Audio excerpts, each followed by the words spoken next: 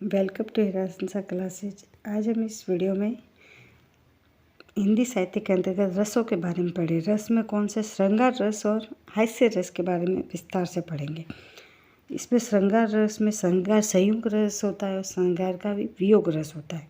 संयोग रस में तो क्या होता है, प्रेमी और प्रेमिका के मिलन का वर्णन होता है। मिलन के अंतर्गत जो दृश्य होते हैं, जो भावनाएँ होती है, उन सब के बारे में बताया। और मिलन में जो विरहणी का जो दृश्य होता है उसके बारे में बताया जाता है। या अगर पति पत्नी के बीच में, विरह के बीच में कौन कौन से वो आते हैं, दुख देने के उनके कारण बन जाते हैं, वो सब बताए जाते हैं वो वियोग रस में। तो अभी पहले तो पढ़ेंगे अपन श्रृंगार रस के संयोग रस के बारे में। संयोग रस का उदाहरण देखते हैं। श्री राम को देखकर सीता के प्रेम का वर्णन था। जब सीता जी जब जनकपुरी की वाटिका में जब उनका स्वयंवर होने को होता है तो राम जी और लक्ष्मण जी भी आते हैं। तो वहाँ पे जब उनको वो राम जी को देखते हैं तो उस समय का वर्णन बताया गया है कि इस दोहे में ये जो भी है छंद उसमें देख लेते अपन।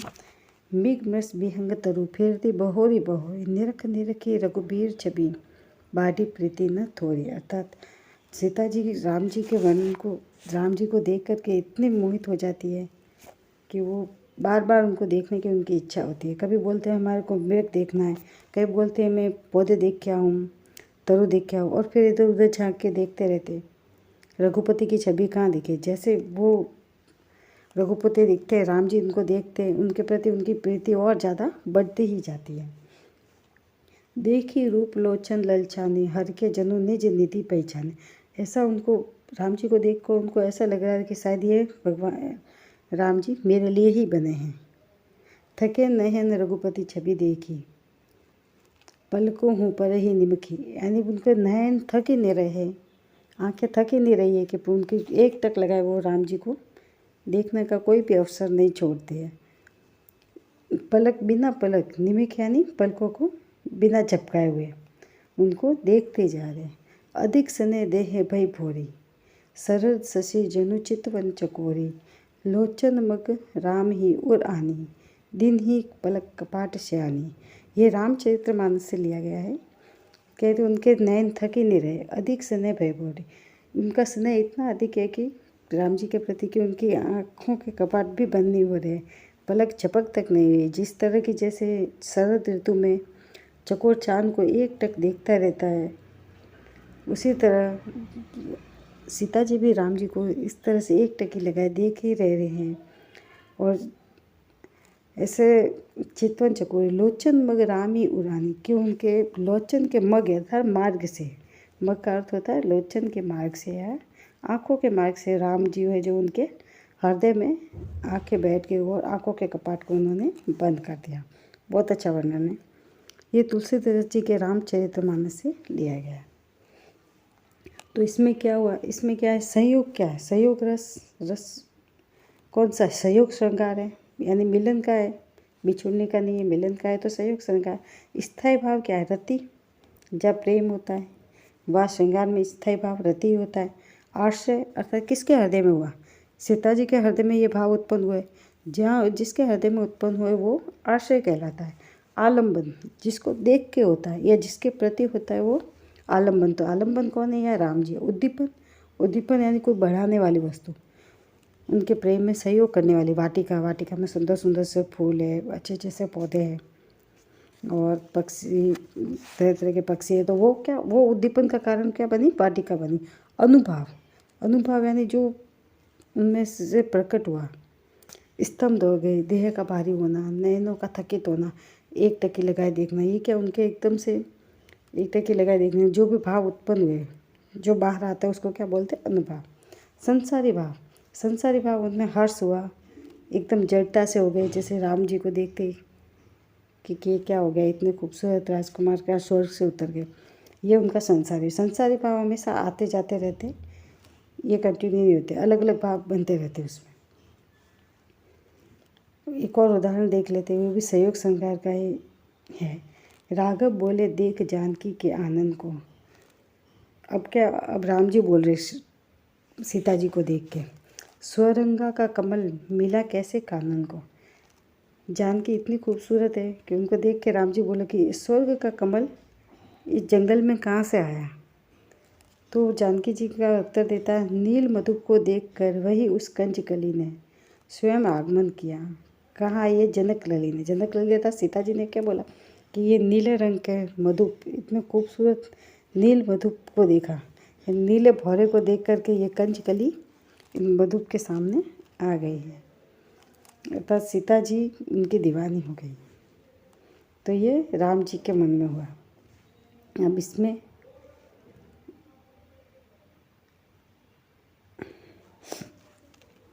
क्या है, जब से इसमें आश्रय राम जी हो गया और आलम्बन सीता को देख के हुआ तो आलम्बन सीता होगा। उद्दीपन वही बात, जैसे नीलकमल बताया गया, उद्दीपन वो वाटिका ही होगी। अनुभव वो भी देख के स्तंभ हो गए, एकदम से एकटक लगाए देख ही रहे थे उनको। और संसारी भाव, हर्ष, जड़ता, उत्साह, ये सब संसारी भाव हो गए। अब वियोग संकार का वियोग संकार का उदाहरण देखते हैं। इसमें क्या है, भूखन बसन बिलोकत सिय के प्रेम विवश मन कम पुलक तन नीरज नैन नीर भरे पिय के संकुचित कहत सुमेर और ओमगत शील स्नेह सगुन तय गन तिय के। अर्थात जब सीता जी जब रावण उनको हर के ले जाता है उस समय का ये वर्णन है। ये भी रामचरितमानस से ही लिया गया है। इसमें ऐसे भूखे प्यासे से राम जी उनको सीता जी को देखते, उनकी जो भी वस्त्र उनको मिले थे, जो सुग्रीव के द्वारा मिले थे आभूषण, उन सबको देख रहे हैं, उसके बारे में बताया गया है। तो इसमें रस कौन सा, वियोग रस, अर्थात दूर होने का। आश्रय कौन है, किसके हृदय में हुआ है, राम जी के हृदय में हुआ है वियोग का। आलम्बन किसके प्रति, सीता जी को। जब सीता जी नहीं रह रहे वहाँ पे, मतलब रावण उठा के ले गया तभी का, तो सीता जी के। उद्दीपन क्या है, उद्दीपन क्या, उनके वियोग को कौन बढ़ा रहा है, वियोग को बढ़ा रहा है या वियोग में उनको और ज़्यादा दुखी करने में किसका सहयोग है। सीता जी के जो वस्त्र और आभूषण थे जिसको कि सुग्रीव ने उन्हें बताया था, तो उनको क्या हुआ, देख कर के उनको लगा कि हाँ ये सीता के ही है, पहचान गए। ये उनमें सहायक, उद्दीपन का होता है जो सहायकता करता है। अनुभव, अनुभव उनके कैसे हुए, क्या निकला, आंखों से आंसू देख के निकल गए, रोमांच हो गया, कंप होने लगा से कि हाँ सीता जी के वस्त्र, ये उन्हीं का साड़ी का पल्लू है, ये उन्हीं के आभूषण हैं। और संसारी भाव उनको याद आ रहा है, स्मृति आ रही है, ये आभूषण उनके हैं। संकोच हो रहा है, उमंग हो रही है, एक तरह से उमंग ऐसे हो रही है कि जैसे बस अब मैं सीता जी को मिल ही जाऊंगा, उनको ढूंढने का रास्ता मिल जाएगा, वहाँ तक आ गए तो वो भी उमंग। ये क्या, धीरे धीरे छोटे छोटे भाव होते जो आते और फिर बंद हो जाते, अलग अलग भाव आते, वो संसारी भाव होते, ये कंटिन्यू नहीं होते। लेकिन स्थायी भाव तो क्या है, रति है, वही प्रेम भाव ही है, स्थायी भाव कंटिन्यू होता है। एक और देख लेते हैं अपन, ये भी वियोग संगार का उदाहरण है। इसमें जैसे अति मलिन ब्रस भानु कुमारी अधमुख रहित उर्द नहीं चितवनी वती ज्यों गत हारे थकित जुआरी छूटे चिकुर बदन कुम्हालो ज्यों नलिनी हिम कर की मारी। इसमें जब कृष्ण भगवान मथुरा जाते तब राधा के जो व्यथा है उसका वर्णन किया गया कि वो वृषभानु की लली अर्थात राधा है जो बहुत ही मलिन सी रह गई है, एकदम उदास सी, उसका मुख एकदम से अधमुख है, बहुत ही उदास है। उरत नहीं चितवन, उसे अपने खुद का भी ध्यान नहीं है, अपने चित्त का भी ध्यान नहीं है।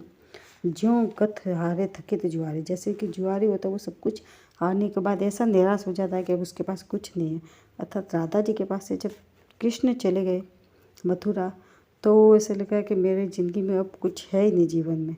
छूटे चिकुर बदन कुम्हलाना, जैसे ही उनको से कृष्ण छूट गए उनका बदन भी ऐसे कुम्हलाने लगा, जो खिली खिली से रहते थे वो ऐसे कुम्हला है जैसे कि नलिनी अर्थात कमल के ऊपर हिम कर गिरता है, ओस गिरते हैं तो वो कमल कैसा हो जाता है, एकदम से मुरझा जाता है। उसी तरह से वो कृष्ण के जाने के बाद में राधा मुरझा सी गई हैं।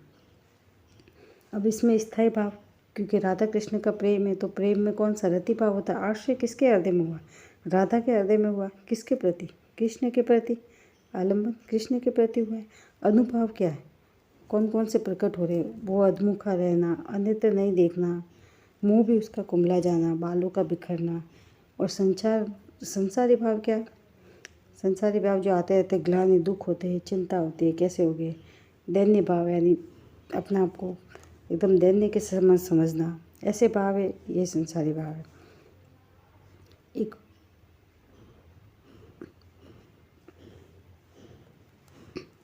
एक और देखते हैं अब ये हास्य रस का। अभी हमने देखा श्रृंगार रस के, संयोग और वियोग के, दोनों के उदाहरण।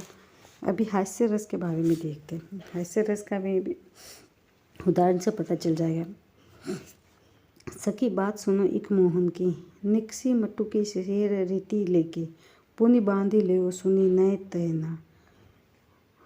रू कहूँ कहूँ बुंद करी चल के, निकसी उगी गेल उत्यऊ जहाँ मोन, लीनी उतारी तबे चल के, पतु के धरे श्याम सिहा है, उतग्वाइन हंसी मुख आंचल के। अर्थात इसके अंदर क्या वर्णन किया गया, जब वो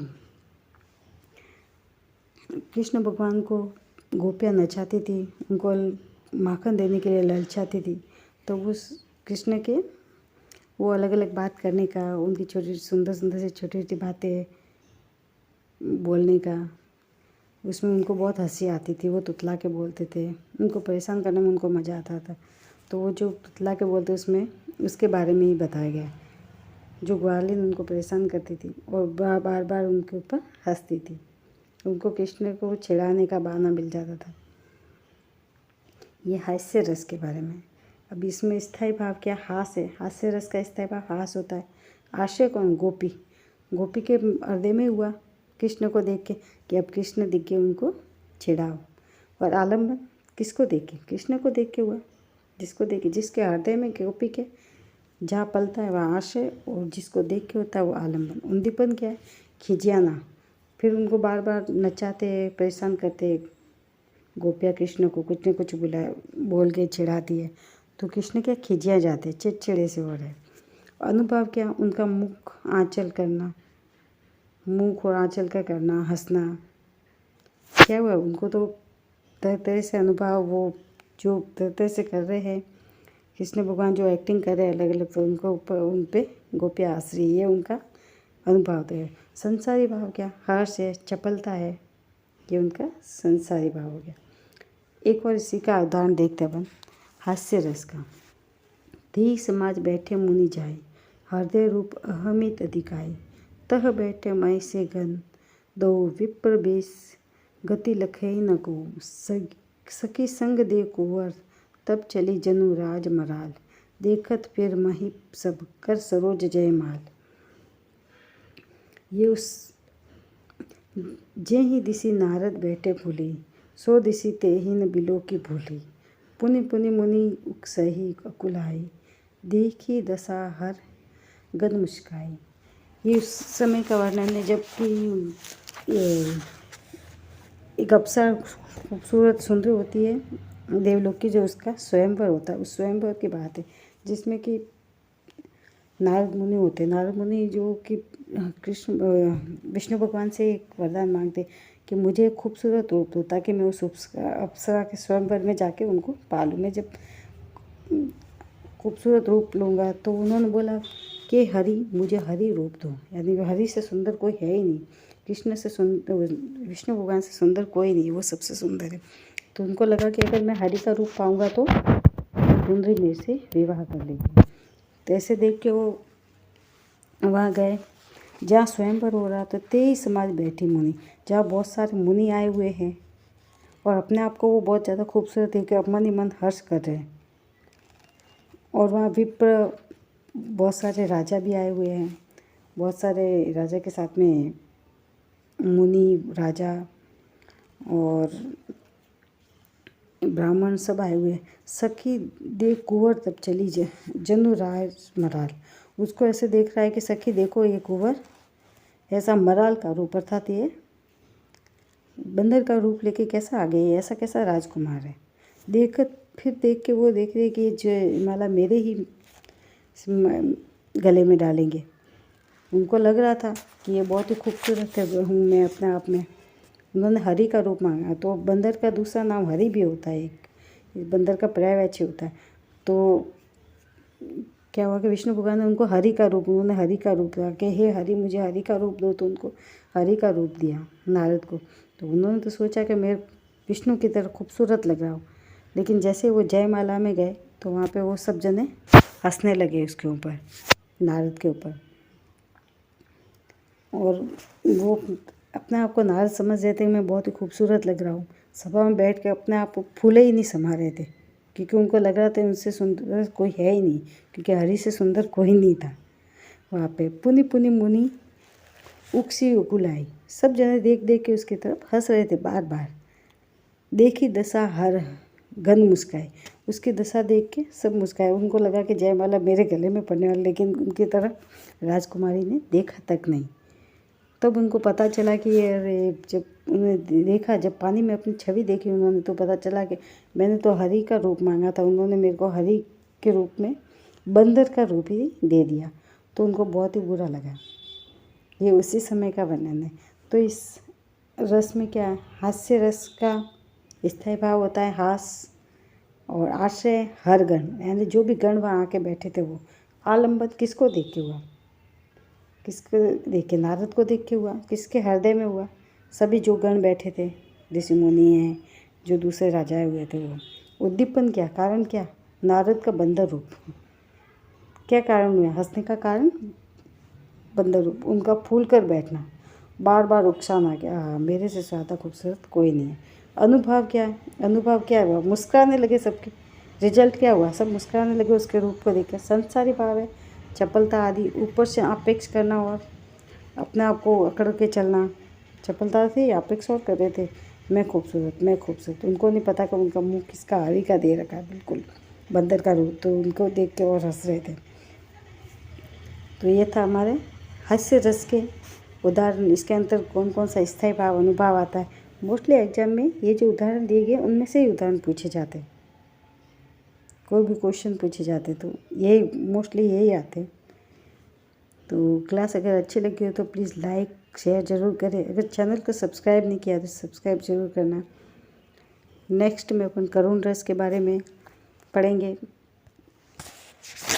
तो थैंक्स फॉर वॉचिंग।